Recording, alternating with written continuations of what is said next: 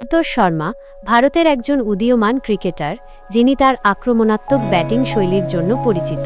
15ই September 1998 সালে মধ্যপ্রদেশের রতলামে জন্মগ্রহণ করেন। শুরুর জীবন ও ক্রিকেটে পথ চলা। আশুতোষের ক্রিকেটের প্রতি আগ্রহ ছোটবেলা থেকেই ছিল। মাত্র 8 বছর বয়সে তিনি ইন্দোরে মধ্যপ্রদেশ ক্রিকেট অ্যাসোসিয়েশনের আবাসিক একাডেমিতে প্রশিক্ষণ নিতে যান।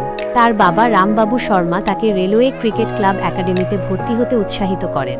তার দক্ষতা উন্নত হওয়ার সাথে সাথে তিনি জেলা পর্যায়ে অনূর্ধ্ব-14 এবং অনূর্ধ্ব-16 ক্রিকেটে অংশ নেন।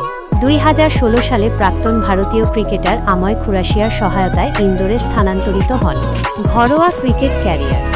আশুতোষ 12ই জানুয়ারি 2018 সালে মধ্যপ্রদেশের হয়ে 2017-18 সালের জোনাল টি20 লিগে তার টি20 অভিষেক করেন।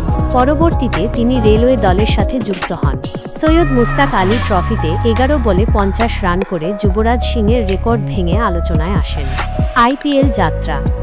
2024 সালের আইপিএল নিলামে পাঞ্জাব কিংস তাকে তার বেস প্রাইস 20 লাখ রুপিতে দলে অন্তর্ভুক্ত করে। তিনি 4 এপ্রিল 2024 সালে গুজরাট টাইটান্সের বিপক্ষে তার আইপিএল অভিষেক করেন।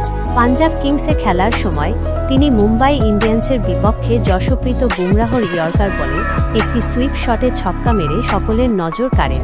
2025 সালের আইপিএলে আশুতোষ দিল্লি ক্যাপিটালসের হয়ে খেলার সুযোগ পান। লখনৌ সুপার জায়ান্টসের বিপক্ষে একটি ম্যাচে তিনি 31 বলে অপরাজিত 66 রান করে দলকে জয় এনে দেন। এই পারফরম্যান্সের পর তিনি তার মেন্টর শিখর ধাওয়ানকে কৃতিত্ব দেন এবং বলেন, আমি খুব স্বাভাবিক ছিলাম এবং নিজেকে বলেছিলাম, যদি সে সিঙ্গেল নেয় আমি ছক্কা মেরে ম্যাচ শেষ করব। আমার নিজের ক্ষমতার প্রতি পূর্ণ বিশ্বাস ছিল। ব্যক্তিগত জীবন। ক্রিকেটের বাইরে আশুতোষ রান্না করতে এবং ব্যাডমিন্টন খেলতে পছন্দ করেন।